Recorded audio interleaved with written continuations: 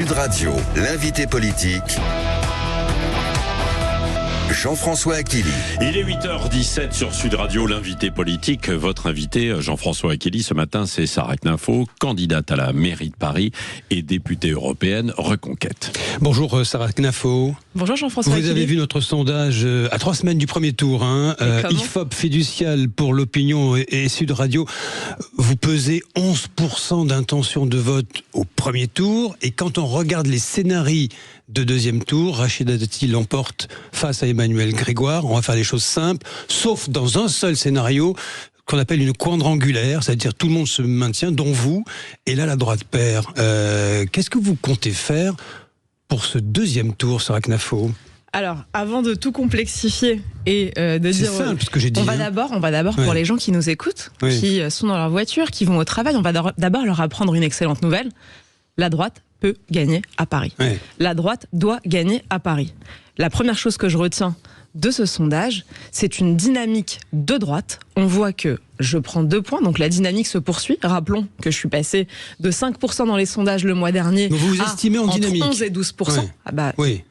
Dites-moi quels sont vos chiffres. Vous prenez 2 points. Ça s'appelle comment ? Vous prenez 2 points. Ça s'appelle comment en termes sondagiers ? Une progression, une dynamique. Donc, et Rachida Dati poursuit, elle aussi, une dynamique de droite, donc elle prend aussi 2 points. Qu'est-ce qu'on observe ? La droite est en dynamique. Ça, c'est une excellente nouvelle. On va dire aux gens qui nous écoutent qu'on leur a menti pendant des années, en leur faisant croire que Paris était une ville de gauche, perdue pour toujours, une ville pour bobos, qu'Anne Hidalgo avait changé les règles du jeu par certaines décisions. On leur a fait croire qu'on perdrait Paris à tout jamais. C'est faux. On voit aujourd'hui qu'on peut gagner Paris. Ça, c'est la première nouvelle. Maintenant, la deuxième. Vous le dites, il y a des scénarios qui sont différents. Moi, ce que je prône depuis le premier jour de l'annonce de ma candidature, c'est une alliance. Pour gagner Paris, il va falloir qu'on soit unis. Il va falloir qu'on mette les égos de côté, qu'on mette les querelles du passé de côté et qu'on arrive à faire une alliance. Moi, ce que j'observe, c'est que pour l'instant, je suis la candidate qui connaît la meilleure dynamique. Alors, je suis très humble avec ces choses-là. Les dynamiques, parfois, ça s'arrête, parfois, ça se poursuit. Moi, je vais tout faire pour qu'elles se poursuivent. Et pour gagner. Mon objectif dans cette campagne, c'est de gagner la mairie de Paris, de devenir maire de Paris, d'être à mon bureau à l'hôtel de ville le 23 mars prochain, de revenir chez vous quand j'aurai pris mes premières décisions. Si la dynamique se poursuit, moi, j'aime les mathématiques. Donc, je poursuis les courbes. Si ma dynamique se poursuit, c'est possible. La victoire est possible. Il faut dire aux gens, je finis juste sur ça. Il faut dire aux gens qui nous écoutent que pour les municipales, il ne faut pas faire 50% des voix plus une voix. Il faut faire 30. À 30%, on a gagné. À 30%, on est vainqueur. Donc, la victoire est à portée de main. 8 électeurs sur 10, je vous la fais simple, dans ce sondage, disent que leur choix est fait à 3 semaines. C'est-à-dire que ça ne bougera pas, sauf s'il y a un effet vote utile in fine qui vous serait défavorable. Donc, le choix est fait, vous resterez à 11, 12, 13%. Qu'est-ce que vous êtes ronchon, Jean-François Achilly. Mais pourquoi vous regardez que les mauvaises nouvelles ? Mais regardez cette nouvelle extraordinaire. La droite peut gagner à Paris. Il y a encore un mois, on nous disait 8 électeurs sur 10 pensent que, etc. On nous faisait croire que c'était fichu. Ça n'est pas fichu. La démocratie, c'est le fait que quand on fait campagne, les gens nous écoutent et peuvent changer d'avis. Les opinions ne sont pas figées une fois pour toutes. Et Dieu merci, sinon on resterait avec Emmanuel Macron ou ses successeurs pendant des années. Heureusement, la démocratie permet le changement de vote, le changement de choix, le changement d'opinion. Quand je fais campagne, quand je propose 130 pages de programme, que toutes les mesures sont chiffrées, budgétées, quel est l'objectif ? Parler à l'intelligence des gens, parler à la liberté des Parisiens, parler à leur intelligence et tout miser sur le fait qu'ils savent changer d'avis et qu'ils veulent une véritable alternance. La véritable alternance, c'est mon programme. Qu'est-ce que vous dites ? On va en parler. Qu'est-ce que vous dites ce matin à Madame Rachida Dati ? Parce qu'elle n'a pas vraiment envie d'être avec vous, ça s'est senti. Vous croyez qu'elle n'a pas vraiment envie de gagner ? Oui. Vous pensez que vous pourriez fondre vos listes ? Est-ce que vous croyez qu'elle n'a pas vraiment envie de gagner ? Qu'est-ce que vous lui dites ce matin ? Ma réponse est dans cette question. Si elle a envie de gagner, autant que j'ai envie de gagner, alors nous ferons alliance. En revanche, ceux qui refuseront ma main tendue porteront une responsabilité. Ça veut dire que vous resteriez si on refuse l'alliance ? Je resterai puisque je vais gagner. Mon objectif dans cette campagne, je vous l'ai dit, c'est de devenir maire de Paris. Donc mon objectif, c'est de continuer à faire campagne. On n'est qu'à la moitié. Il nous reste 1 mois. 1 mois, c'est immense. On peut faire énormément. Un mois jusqu'au second tour. 1 mois. Comptez le second tour. Arrêtez d'être ronchon, monsieur Achilly. Maintenant, il faut voir les choses avec la dynamique qui est la nôtre, la dynamique qui est celle de la droite. Qu'est-ce qu'on observe ? Monsieur Bournazel s'effondre dans les sondages. La gauche recule. C'est un problème pour la droite parisienne. Totalement, puisque lui dit qu'il n'est pas partisan de l'alliance. Tous ceux qui refuseront l'alliance. Qu'est-ce que vous pensez de sa candidature à Pierre Bournazel ? Vous personnellement ? Oui. Personnellement, il me fout le cafard, moi, Pierre-Yves Bournazel. Quand j'écoute ses propositions, quand je vois son attitude dans cette campagne, j'ai le sentiment qu'il est là exclusivement pour faire perdre les autres. Il vous fout le cafard, c'est ce que vous dites. Ah oui, pas vous? Non, mais c'est moi qui vous pose les questions. Vous voulez dire quoi? C'est une gêne pour la candidature à droite à Paris? C'est une gêne pour l'alternance, monsieur Bournazel. On voit bien aujourd'hui dans cette campagne que lui est candidat contre. Il est candidat en détestant tous les autres. Il fait un livre en arrivant dans la campagne pour casser du sucre sur le dos de tous les autres. Moi, le livre que j'ai publié, c'est mon livre programme. Il fait 130 pages, il y a des mesures, tout est chiffré, tout est budgété. Mon objectif, c'est l'alternance. C'est pas de régler des comptes, c'est pas de taper sur les autres candidats. Mes adversaires, d'ailleurs, dans cette campagne, ce sont pas les autres candidats. Mes adversaires, ce sont les problèmes des Parisiens, les gabegies, l'insécurité, tout ce qui nous a conduits là où nous sommes. Oui, c'est ça que je veux résoudre aujourd'hui. Je suis là pour résoudre des problèmes. Une sorte de main tendue ce matin à Madame Rachida Dati pour faire gagner la droite à Paris. Je ne suis pas sûr qu'elle vous considère dans la droite qu'elle imagine pour Paris. Alors je vais vous dire, puisque moi je crois en la dynamique des choses et que vous, je trouve que vous êtes un peu figé. Le jour où je suis première à droite, et j'espère que ça va arriver, je vais tout faire pour et je vais travailler pour ça. Moi, je tendrai la main aux autres. C'est le meilleur engagement que je puisse prendre. C'est-à-dire que je dis aux autres, puisque maintenant on est conscient que sans alliance, on risque de perdre Paris, alors que pourtant, nous pouvons gagner Paris. Puisque les autres, manifestement, sont beaucoup plus incertains que moi sur la nécessité d'une alliance. Alors le vote utile, aujourd'hui dans cette campagne, c'est de voter pour moi, parce que si on vote pour moi, on a l'assurance qu'on aura cette union des droites que tous les électeurs de droite appellent de leur vœu. Si vous votez pour moi, vous êtes sûr d'avoir au second tour quelqu'un qui tendra la main aux autres mouvances de droite et qui gagnera avec les voix de toute la droite. Je vais vous questionner sur le contexte national, avec ce qui se passe avec la mort de Quentin et la France Insoumise. Quand même des mots sur le programme. Vous dites mes propositions. La circulation automobile à Paris, c'est quand même un sujet central. Vous voulez rouvrir les voies sur berge. Vous êtes la candidate pro-voiture à Paris. Alors moi, je suis la candidate pro-fluidité, la candidate pro-qualité de l'air, la candidate qui veut, comme disait Georges Pompidou, le moins emmerder les Parisiens. Quand Madame Hidalgo ferme précisément une voie qui s'appelle la voie Georges Pompidou, les voies sur berge, pourquoi elle le fait, vous pensez? Vous pensez qu'elle a réuni des climatologues, qu'elle a écouté des experts? Pas du tout. Elle réunit son cabinet et on me le raconte à son cabinet. Et elle se dit, quelle mesure est-ce que je peux prendre pour faire un symbole qui va faire hurler la droite? Et évidemment, quel meilleur symbole que de fermer une voie qui s'appelle Georges Pompidou, qui a été créée à l'époque du général de Gaulle et de Georges Pompidou. Dans Paris, si je comprends bien. Je veux remettre plus de fluidité, monsieur Aquili, ne soyez pas caricatural. Aujourd'hui, dans Paris, vous avez une amélioration de la qualité de l'air qui est due, c'est ce que nous explique une étude Airparif, en majorité à des innovations technologiques. 75% de l'amélioration de la qualité de l'air repose sur l'innovation d'ingénieurs qui ont permis le changement des pots d'échappement des voitures et qui ont permis le changement des modes de chauffage chez les gens. Donc ça ne repose pas sur une décision de Madame Hidalgo. Il faut bien entendre ça. Quand on dézoome la carte de Paris, on voit la même tendance dans toute la région Île-de-France et il n'y a pas de nuages de pollution sur les villes de droite. Améliorer l'air avec plus de voitures, c'est contre-intuitif quand même. Ça, c'est parce que vous ne lisez pas les études. Moi, je m'y intéresse particulièrement. Quand on regarde l'étude Airparif de 2017, on observe que la fermeture des voies sur berge a recréé des îlots de pollution sur les quais hauts, sur les axes de délestage comme le boulevard Saint-Germain.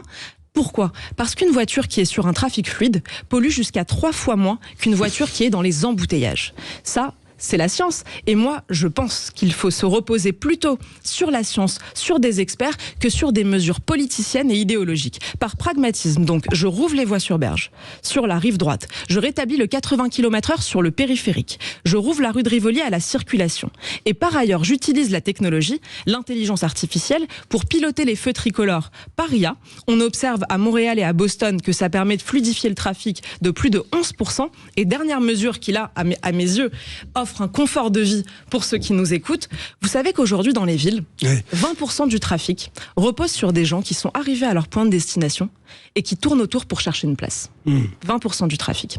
Demain, ce que je veux faire, c'est de permettre de géolocaliser toutes les places qui sont vacantes. De donner ces données-là au GPS pour que demain, vous écriviez sur votre GPS l'adresse de votre destination. Ça vous emmène directement à la place vacante la plus proche. Je vais simplifier les règles de stationnement. 5 € de l'heure, quel que soit le véhicule, quel que soit l'arrondissement, pour ne plus criminaliser les familles. Et gratuité pour les deux roues également. Oui, gratuité pour les deux roues, merci de le dire. Gratuité pour les deux roues qui participent au désengorgement désengorgement de la ville, gratuité la première heure, parce que quand les gens déposent leurs enfants à l'école, quand un artisan, un menuisier, un plombier vient faire une intervention chez les gens, vous savez qu'aujourd'hui on manque d'artisans dans Paris parce que le tarif horaire du stationnement est plus élevé que le SMIC horaire de leur branche. C'est aberrant. C'est un service en moins pour les Parisiens, c'est du pouvoir d'achat en moins pour les Français. Donc, simplification drastique des règles de stationnement. Vous voulez mettre également un coup d'arrêt au développement du logement social à Paris ? Totalement. Donc aujourd'hui, ce qu'on observe, c'est qu'on est arrivé aux critères de la loi SRU. Comment la classe moyenne peut revenir si vous faites ça ? Ah mais c'est tout le contraire. Aujourd'hui, la classe moyenne est en train de fuir Paris. On a perdu 200 000 Parisiens depuis que les socialistes sont à la mairie de Paris. Pourquoi ? Parce qu'aujourd'hui, vous avez un système où vous pouvez vivre à Paris à deux conditions. Soit vous êtes retraité et vous avez pu acheter un logement à une époque où c'était possible d'acheter dans Paris, soit vous avez des amis à la mairie. Vous êtes dans ceux que la mairie veut bien loger, avec un système extrêmement opaque de passe-droit dans l'attribution des logements sociaux. Moi, je veux y remettre beaucoup de lisibilité, permettre qu'on puisse savoir où on est exactement sur la file d'attente, impossibilité d'avoir des passe-droits ou des coupes-files. Par ailleurs, je veux vendre 10% du parc social à leurs habitants, parce que je considère que c'est ça la vraie justice sociale. De permettre à des gens qui sont aujourd'hui dans le logement social de devenir demain des propriétaires. Ça va créer un esprit de responsabilité. Par ailleurs, rappelons que l'endettement de la ville de Paris, 10 milliards d'euros de dette, repose sur les préemptions de la ville de Paris, qui veut à chaque fois mettre du logement social dans des immeubles qu'elle achète. D'un mot, le train de vie des élus, qu'est-ce que vous comptez faire ? C'était un débat très fort ces mois-ci. Qu'est-ce que vous allez... J'ai lancé ce débat, j'invite ceux qui nous écoutent à aller sur argentdesparisiens.fr. Donc j'ai fait toute une enquête sur la manière dont les élus de Paris vivent aujourd'hui, grassement de l'impôt des Parisiens, de comment Madame Hidalgo a réussi à s'entourer de 31 adjoints. 31 ça, adjoints. Vous voulez baisser le nombre ? Évidemment, j'aurai 10 adjoints, si demain je suis maire de Paris, 10 adjoints avec des missions extrêmement fortes, des profils très rigoureux qui serviront les Parisiens. On n'a pas besoin de 31 adjoints quand on est à la mairie de Paris. On n'a pas besoin de 400 personnes à la communication de la ville de Paris. À mes yeux, c'est un scandale. Donc évidemment, diviser les effectifs de la ville de Paris. Vous avez aujourd'hui à la ville de Paris 55 000 agents. Juste pour comparer, pour ceux qui nous écoutent, 55 000 agents, c'est plus que le nombre de personnel de l'ensemble des préfectures de France. Dans l'ensemble des préfectures de France, on a 21 000 personnes. À la mairie de Paris, 55 000. C'est indéfendable, injustifiable. C'est un taux d'administration qui explose. À mesure qu'on perd des Parisiens, on gagne des fonctionnaires. Vous voyez bien qu'il y a un problème. Et vous 200 000 Parisiens en moins, 12 000 fonctionnaires en plus depuis 25 ans. Il y a peut-être un problème. Apparemment, vous ferez campagne jusqu'au bout, Sarah Knafo. Une question sur... Il y a eu la marche à Lyon en hommage à Quentin Derenc. Mathilde Panot, la patronne du groupe LFI, s'est dite fière d'avoir Raphaël Arnaud dans son groupe Réaction. C'est un scandale. Elle ajoute de l'indécence à la tragédie. Comment peut-on parler de fierté ? Un homme triplement fiché S, dont on connaît les actions violentes, qui a pour collaborateur un homme qui a participé au lynchage d'un jeune homme, Quentin Derenc, 23 ans, que ses parents ne reverront plus. Mais comment peut-on parler de fierté ? Quelle indécence ! LFI qui mène une campagne antifasciste, c'est Jean-Luc Mélenchon qui la mène depuis la mort de Quentin. Vous sentez visé ? Absolument pas. Vous voulez dire ? Donc, est-ce qu'il y a du fascisme en France ? C'est ça la question qui est posée. En fait. Alors, est-ce que je me sentirais visée ? Je prends ça comme une insulte. Donc, évidemment, absolument pas. Mais surtout, quelle indécence de leur part. Est-ce qu'ils ne veulent pas se recueillir une minute sur la mort d'un jeune homme ? 23 ans, un étudiant en mathématiques. C'est ça le fascisme français ? C'est une honte de leur part. Jean-Luc Mélenchon, qui a contribué à recruter pour ces milices, qui a dit que c'était pour lui une forme de fierté de recruter dans ces milices d'extrême gauche. Il a une responsabilité. Il faut qu'il porte sa responsabilité aujourd'hui. La France insoumise n'est-elle pas votre, entre guillemets, votre meilleur ennemi, Sarah Knafo, cette radicalité qu'il y a aujourd'hui dans l'air, si je puis dire, est-ce qu'elle n'est pas votre meilleure chance d'arriver au pouvoir, in fine ? Parce que c'est l'enjeu, en fait, de la présidentielle 2027 qui est derrière tout ça. Pour moi, c'est l'ennemi de tous les Français. Ça n'est pas un jeu. On ne va pas utiliser la France insoumise. Je préférerais qu'ils ne soient pas là pour la démocratie française. Maintenant, ils le sont, il faut les combattre par le débat public, dans les urnes. Donc moi, je suis prête à tous les débats, à votre antenne par exemple. Je pense que c'est comme ça qu'on arrive à lutter contre un adversaire politique, pas en utilisant de stratagèmes, pas en considérant que ce seraient mes meilleurs ennemis.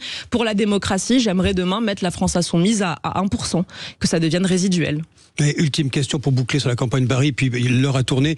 Rachida Dati, toujours ministre de la Culture, ça vous dérange pas, ça ? Alors moi, il y a quelque chose qui me dérange.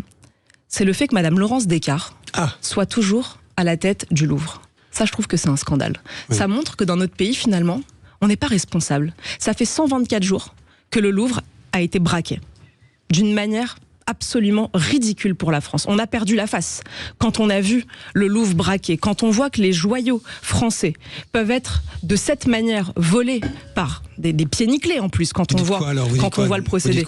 Mais il faut la démettre de ses fonctions. Madame Laurence Descartes, j'appelle le gouvernement à démettre Laurence Descartes de ses fonctions. J'appelle le Premier ministre à utiliser de son pouvoir en Conseil des ministres et à démettre Madame Laurence Descartes de ses fonctions. Il faut quand même montrer aux Français que quand on agit comme ça, quand il y a un tel laisser-aller dans les institutions françaises, eh bien on peut perdre son poste. Il faut montrer ça. Sinon, quelle image est-ce que ça renvoie ? On peut tout faire. Évoqué déjà, non ? Un braquage, puis ensuite des intempéries dans le cœur du Louvre, et puis ensuite 10 millions d'euros de billetterie qui sont volés sur de l'argent public. Mais vivement, ça fait 124 jours, monsieur Achili. Il est grand temps qu'on la démette de ses fonctions. Merci à vous, Sarah Knafo. Merci à vous. Votez le 15 mars. Merci, Sarah Knafo. Juste un mot, parce que vous avez qualifié Jean-Luc Mélenchon d'extrême gauche à l'extrême gauche. Est-ce que vous considérez comme étant à l'extrême droite ? D'abord, merci de me poser la question, puisque je remarque un certain changement. Avant, on me qualifiait comme ça. Évidemment non. Je suis une femme de droite, gaulliste. J'ai été formée par Marie-France Garot. Moi, ceux qui m'ont formée sont plutôt du côté LR. Donc, c'est la branche souverainiste du gaullisme. Vous êtes plus près des LR que, entre guillemets, de l'extrême droite. Alors je sais pas à qui vous faites allusion sur l'extrême droite. Moi je dirais que je suis à équidistance. Les gens qui sont classés en fait à l'extrême droite. Oui, alors je dirais que je suis à équidistance entre les aspirations régaliennes en termes de sécurité par exemple de l'électorat RN, en termes de lutte contre l'immigration comme aujourd'hui, les aspirations donc du RN et les aspirations de sérieux économique, de crédibilité des électeurs LR. Je dirais que je suis à équidistance entre ces deux-là. C'est ce que j'observe aussi à Paris. On l'a pas dit tout à l'heure, mais dans le sondage que vous avez cité, je suis à 33% chez les catégories populaires parisienne. Ça, pour moi, c'est un chiffre très important. Et ça montre, je crois, ce caractère équidistant de mon positionnement. Merci, Sarah Knafo. Je rappelle ce sondage. D'ailleurs, vous pouvez commenter 0826 300 300. Je rappelle ce sondage. Alors, je ne vais pas donner tous les scénars, mais tout de même, au premier tour, vous êtes à 11%, comme la liste de la France Insoumise. 32 points pour Emmanuel Grégoire avec les écologistes et ses alliés. Bournazel à 12 et Rachida Dati à 30. Rachida Dati qui l'emporterait dans la plupart des scénarios, mais il reste encore évidemment du temps sur ces élections municipales que l'on va évidemment suivre à Paris et dans les autres villes. Il est 8h35 sur Sud Radio.